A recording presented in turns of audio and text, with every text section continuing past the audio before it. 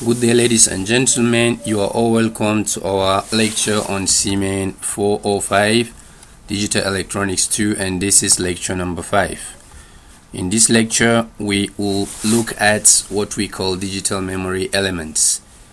As their name implies, they are digital devices or systems that can serve as a memory. That is, they can store data.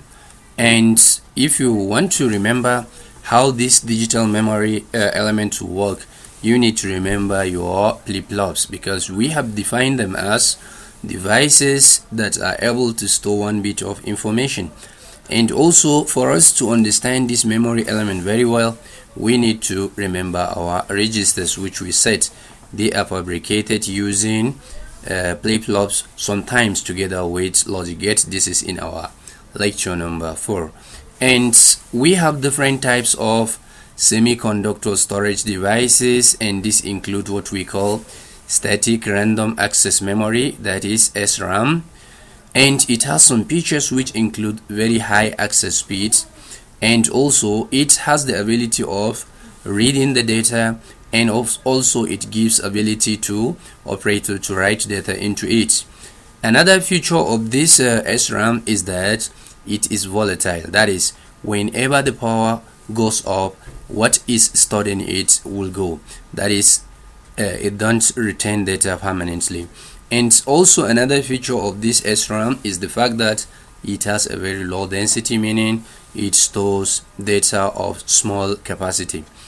The second type of this digital memory element is what we call dynamic random access memory, and also its features include a good speed of access, and you can use it for reading data or writing data into it, and it is also volatile, and its density is high, which means it has capacity better or more than that of SRAM number 1 we discussed. The memory element number 3 here is read-only memory, which is ROM, and among its features we have high density, and it is non-volatile, meaning it retains the information permanently regardless to availability of power or not, and for this it is very reliable. Number 4 is what they call electrically programmable read-only memory, EEPROM, and its features or characteristics include high density, and it can be updated. That is, you are not limited to writing once to it and you cannot alter it. No, you can update it using this electronic device or a memory programming methods. And also, because it is ROM, it is non-volatile, meaning it retains its information permanently, and your ability to update it is based on using ultraviolet erasable programming method before you can write into it or update the information already stored in it. Then number 5 is what they call electronically erasable programmable random read-only memory, ROM, that is EEPROM, and its properties includes it is non-volatile, it can be erasable using electronic means, and also it is of low density. And number 4 is what they call a flash memory. This flash memory is just the ordinary flash devices we are using now for taking data into or from a computer, and it has a very high density depending on the capacity. We have 2 gig, 3 up to 32, 64, and the rest, and it needs no power, low power for it to operate, and it is non-volatile, meaning it retains data permanently regardless to availability of power or not. And finally, it is rewritable. That is, you can delete it as many times as you wish and record another data, and that is why they call it flash memory.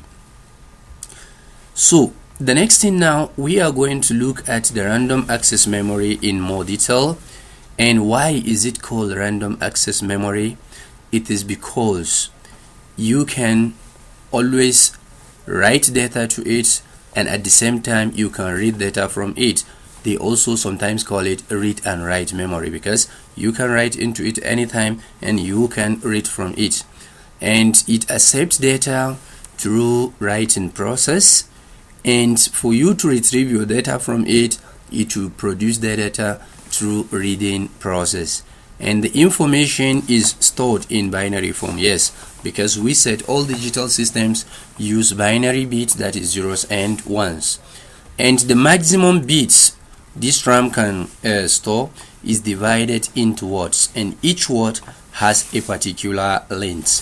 For example, if we are given 64-bit RAM, it means it can in total have the capacity of storing 64 bits of information. And this 64 bit of information, it can be that we have the length of the word is 4. So if you now say this 64 divided by 4 will give you 16, it means it can store up to maximum of 16 words, each one of 4 bits of length. And also, if you wish, if the word length is equal to 8, so then if you say 64 by 8 should give you 8. That is, it can store 8 words, each one of length of 8 bits.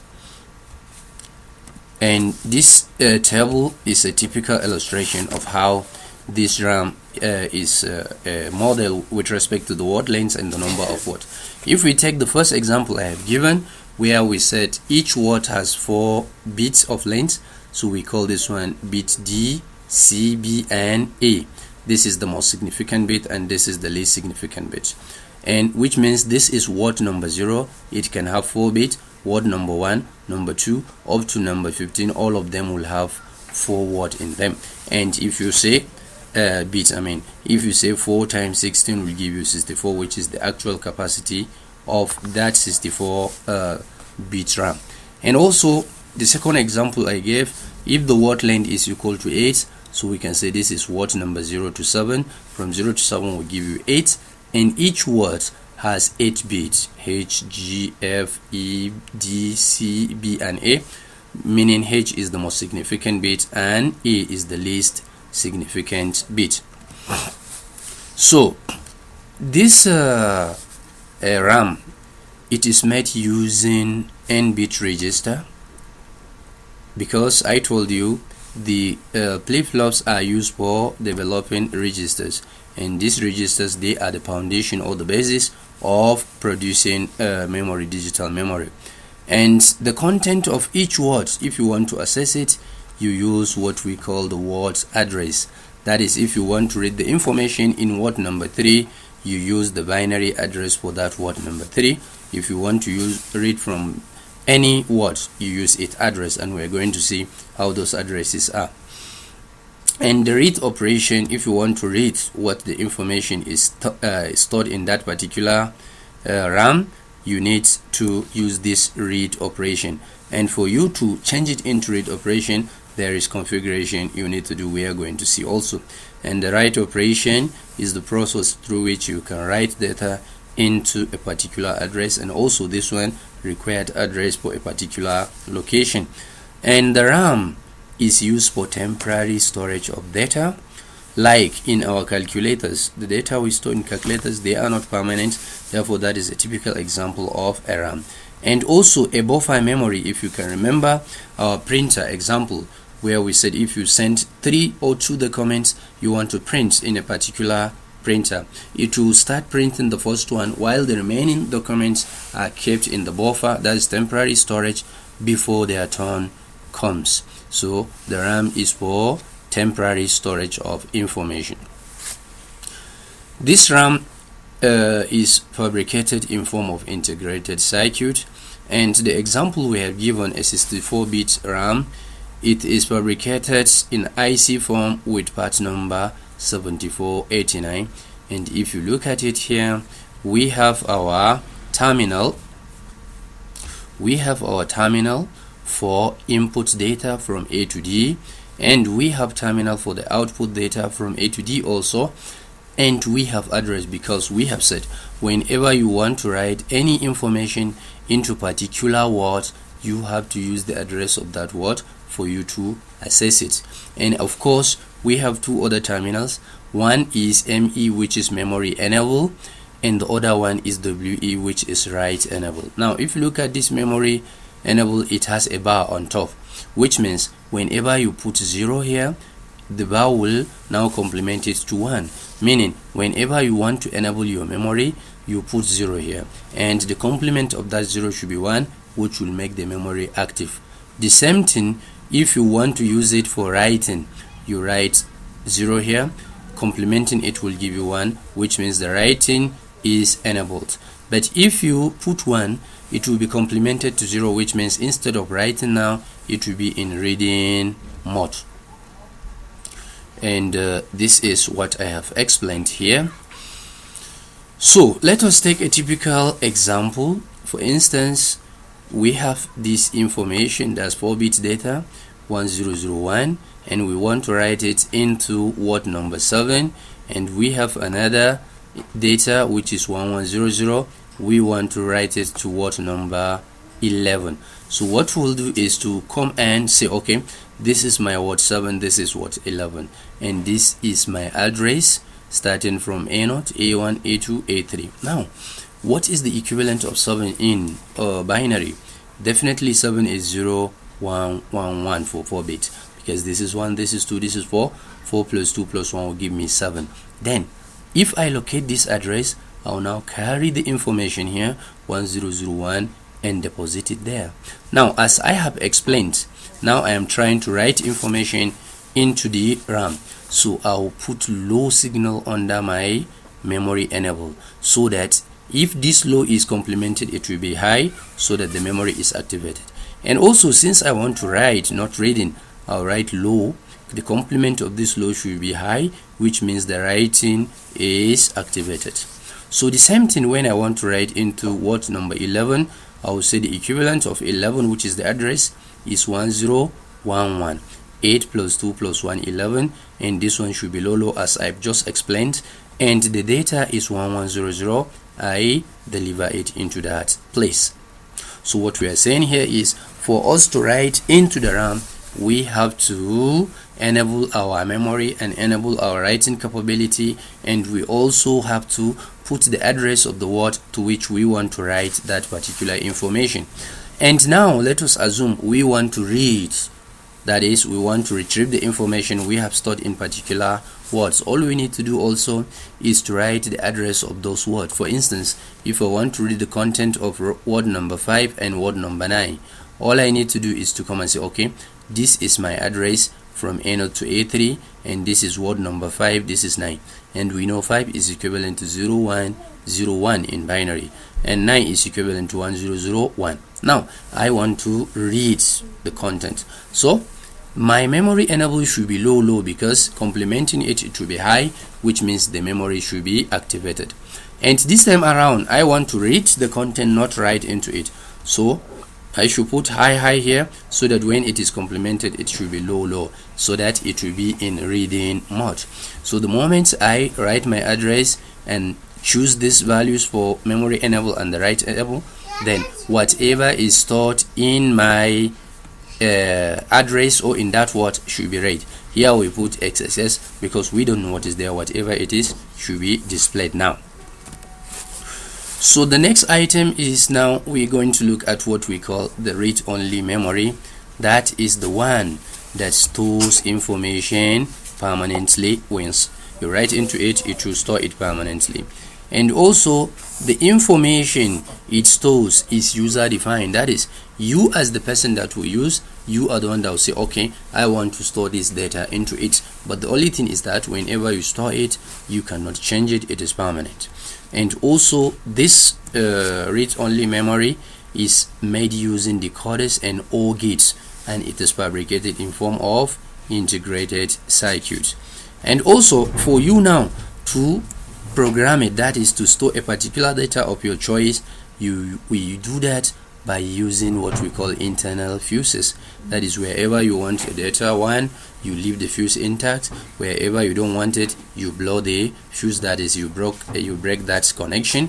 That is, you make it 0. And of course, the combination of the input variables, they are called the address. That is locating a particular place where that your data should be stored. And the combination of the output bits is called the words. that is the output bits you get from it whenever you want to read, they are called what? For instance, if we are given 64 by 4 ROM, it means it has 64 words and each word has a length of 4 bits. So if we want to find how many bits do we need for addressing that ROM, we bring this our 64 and express it as a power of 2, that is 2 raised to power 6. Therefore this says should be the length of my address for this type of ROM, that is 64 by 4 ROM. Now let us take a typical example where we are asked to design 16 by 4 ROM and we are given the table, that is the addresses and the data we need to store in a particular address. For instance, here we are told that it is 64 by 4, meaning we have up to 16 by 4. We have up to 16 words and each one is of length of 4 bits. Now if we want to determine what is the number of our bit for address, we express this 16 in a power of 2, and you know it is equivalent to 2 raised to power 4. So my addresses should be of 4 bits, starting from A1, A2, A3 and A4, and this will follow the normal binary sequence 000, 0001 up to 111. And we are told that in the words location of 0, where we have all zeros, this is the data that should be stored, that is 0110. And continuing up to the last one, word number 15, 111, the data we need to store in that place as is given by this table is 1000. Now for us to design this, we go to our logic diagram. This is our decoder. As I told you, ROM is designed using decoders and what? OR gates. Now since we have established that it is 16 words and 2 raised to power 4 is equal to 16, our addresses should be A1, A2, A3 and A4. And as we have seen in that table, we have combinations from 0000, which is equivalent to decimal 0, up to 1111, which is equivalent to decimal 15. So these are my output combinations from 0 to 15, and this is the binary equivalent 000, 0001 up to 111. And then the OR gates I'm going to use, because they are 4-bit also, from x1, x2, x3 to x4, I will so what I'm saying here is that for 0 I will draw a straight horizontal line, for 1 up to 15. Then my OR gates, 4 of them here, I will draw straight line crossing all the lines, straight line crossing all of them for x1, x2 and x4. Now the next thing I will do is to say, okay, for x4, what are the places where I have 1? If you come to x4, you see that I have 1. When I have 1, for 2, for 3, all of them are 1. 4 is 0, 5 is 0, 6 is 0, 7 is 1, 8, 9, 0, 10 is 1, 11 is 1, 12 is not, then 13 is 1. So I can say I have 1, 2, 3, I have 7, I have 10, 8, 9, and 9, 10 and 11 and 13. So what I will do is to come to my diagram here and say, okay, in the position of 0 I will draw this line, meaning there is connection. In the position of 2, position of 3, position of 7, position of 10, 11 and 13. Then for x3 I will check for, I have 1 here under 0 under 1, then I have 1 here under 5, I have 1 here under 7 and 8, then I have here under 14 and 13 and 15. So I'll come to the line of x3 and say, okay, 0, 1, they are 1, 1, then 5 is 1, then 8 and 9 are 1, 13 and 15 are 1. So I will do the same thing for x2 and x3. Wherever I have this crossing line, it means there is connection, my fuse is intact. Wherever there is no this crossing line, it means the fuse has been broken, therefore the data there is supposed to be 0. So if we understand this one, we now go to another deduction that if we wish, we can get the Boolean expressions for x1, x2, x3 and x4 from that table or from that logic diagram we have drawn. For x4, these are the combinations, that is 1, 2, 3, we have 7, 10, 11 and 13. For x3 we have 0, 1, we have 5, 8, 9, 13 and 15 up to the last one, and all of them they are function of 4-bit, that is A0, A1, A2 and A3. So I can say for this x4, this is a Boolean expression, and for x3 it is also Boolean. For x2 and x1, all of them they are Boolean expressions. What I am trying to say here is that we can use runs to implement any combinational logic, because these equations, 3 of them, they are Boolean equations for combinational logic. So thank you very much for watching, and this is the end of our lecture number 5, and I advise you to watch it over and over again, try to understand it. If you have any problem, contact me for help and assistance. Thank you for now and goodbye.